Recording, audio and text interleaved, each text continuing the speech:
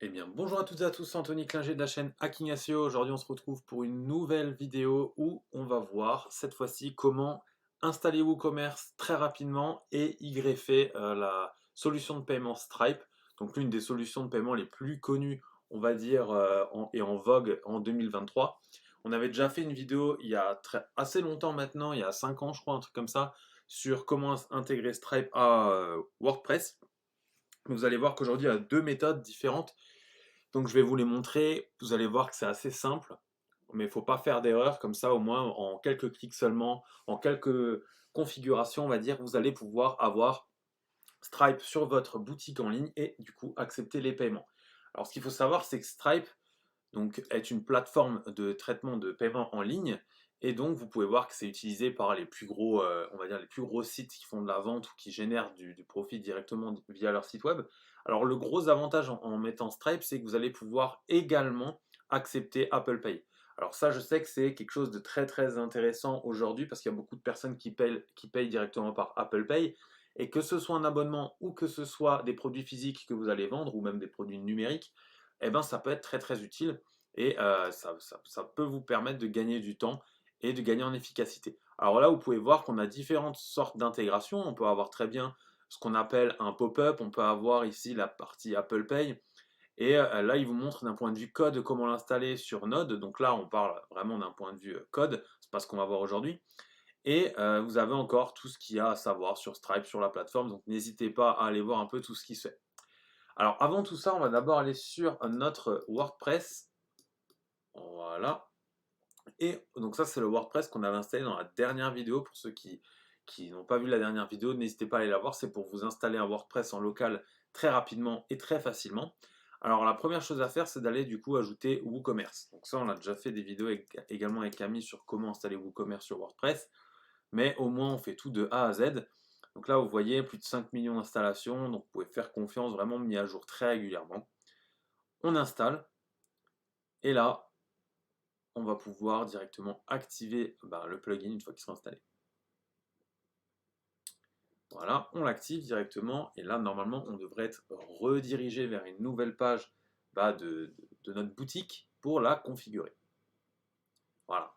Alors là vous avez deux possibilités. Soit on fait tous les réglages directement par on va dire les steps simplifiés que propose WooCommerce, soit on clique sur passer la configuration des coordonnées de la boutique. Alors nous c'est ce qu'on va faire. On va faire ça et on va marquer oui vous pouvez compter sur moi. Bon, vous pouvez mettre non également si vous avez la flemme, ça ne change rien. Donc voilà, ça y est, notre boutique en ligne est presque mise en place.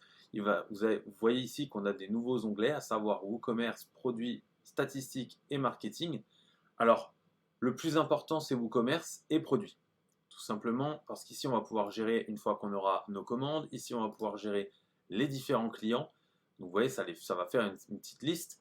Et juste ici, vous avez rapport et réglages. Vous allez pouvoir voir combien vous avez généré, par mois, par jour, avec tel et tel produit, etc. Alors nous, ce qui nous intéresse d'abord, c'est d'aller dans Réglages, de bien configurer le tout, c'est-à-dire mettre d'abord France, puis activer ou désactiver les codes promo, et ici, renseigner euros. On va mettre la monnaie à droite parce qu'on est en France, et c'est quasi terminé. On enregistre les modifications. Là, pour l'instant, on n'a pas de produit en vente, mais du coup, si je clique sur produit, je vais créer un produit, on va en créer un faux produit, on va l'appeler produit exemple, par exemple. Voilà, vous pouvez mettre une image produit, etc. On va dire que c'est un produit simple, virtuel du coup, et on va lui donner un prix à 25 euros par exemple. Et on va juste le publier. Une fois qu'on a fait ça, on a donc notre premier produit qui est accessible. Donc si je clique là directement, je vois mon produit. Donc c'est avec le thème de base, hein, évidemment, c'est pas très très beau, mais c'est le thème de base WordPress. Je vais retourner dans WooCommerce réglages, et si là je clique sur paiement, vous allez voir qu'il y a déjà quelques méthodes qui sont disponibles, à savoir WooCommerce Payments. Donc ça, c'est nouveau depuis 2022, où vous avez déjà des solutions de paiement qui sont intégrées à WooCommerce et développées par WooCommerce. Nous, aujourd'hui, on est là pour utiliser Stripe. Donc ce qu'on va faire, on va retourner dans Extension, puis Ajouter, et on va taper juste Stripe. À ce moment-là, il va rechercher toutes les extensions disponibles sur Stripe. Et là, WooCommerce Stripe Payment Gateway, 900 000 utilisations, c'est celui-ci. Vous allez pouvoir l'installer. Et au même titre que Stripe, du coup, vous avez PayPal. On avait également fait une vidéo il y a très longtemps sur son intégration. On va en refaire une plus d'actualité, on va dire, pour vous montrer comment facilement intégrer également PayPal en plus de Stripe si vous voulez accepter des paiements PayPal tout simplement. Voilà, donc là on voit que c'est bien installé. On va donc se rendre dans WooCommerce Réglages. Et ici, nouveau, on va aller dans Paiement.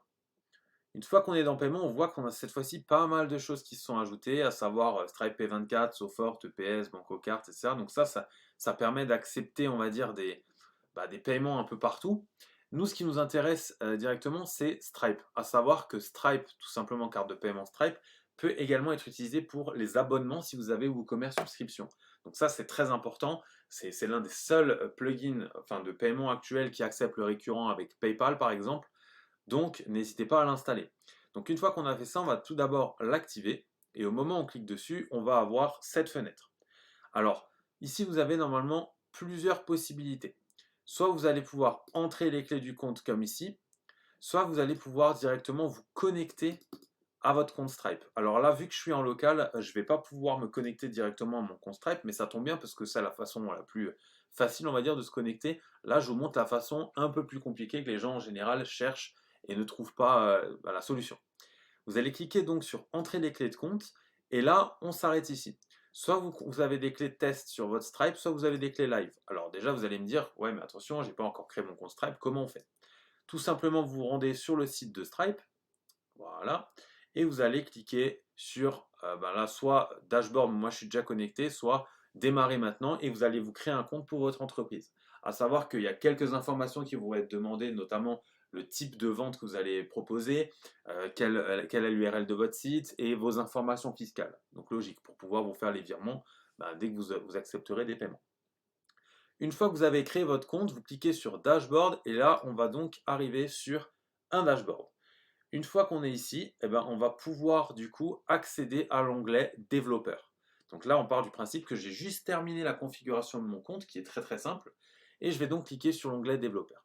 Là, vous voyez que le mode test est désactivé, mais si je voulais accepter des paiements test, par exemple, pour voir que la connexion est bien faite, je pourrais l'activer.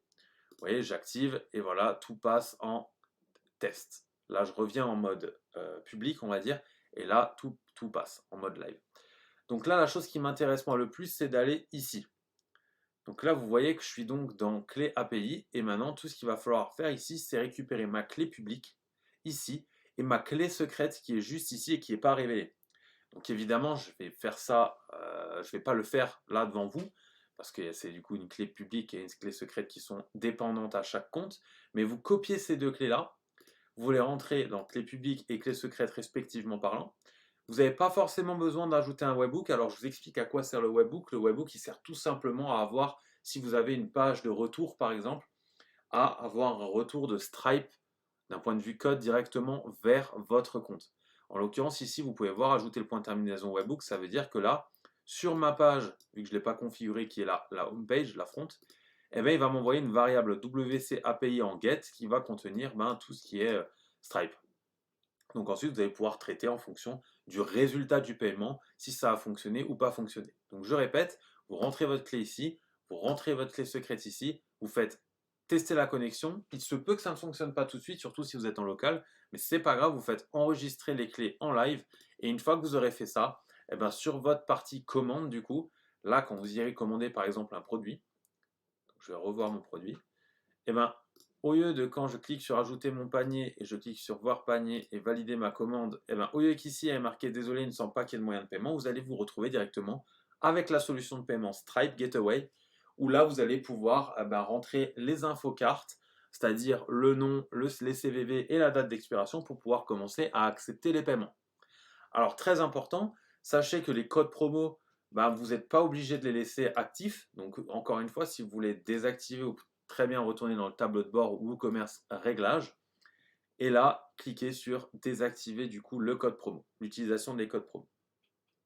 Alors encore une chose assez importante, quand vous allez ajouter du coup Stripe, etc., on va dire en méthode de paiement, n'hésitez pas à aller dans Mail pour bien configurer tous vos mails de commande, que ce soit les mails que vous allez recevoir ou les mails que le client va recevoir, afin qu'il n'y ait pas de problème, on va dire de SAV par exemple, et que vous soyez bien au courant de tout ce qui se passe.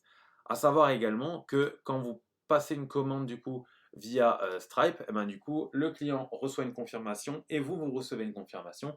Donc vous pouvez retrouver les clients dans le dashboard Stripe directement. L'interface est vraiment très bien faite et donc vous n'aurez aucun problème à vous y retrouver. J'espère que cette vidéo assez rapide, assez concise vous aura plu. On va faire, comme je l'ai dit avant, une autre vidéo sur comment intégrer PayPal rapidement en 2023 sur son site WordPress. En attendant, c'était Anthony Klinger de la chaîne Hacking SEO.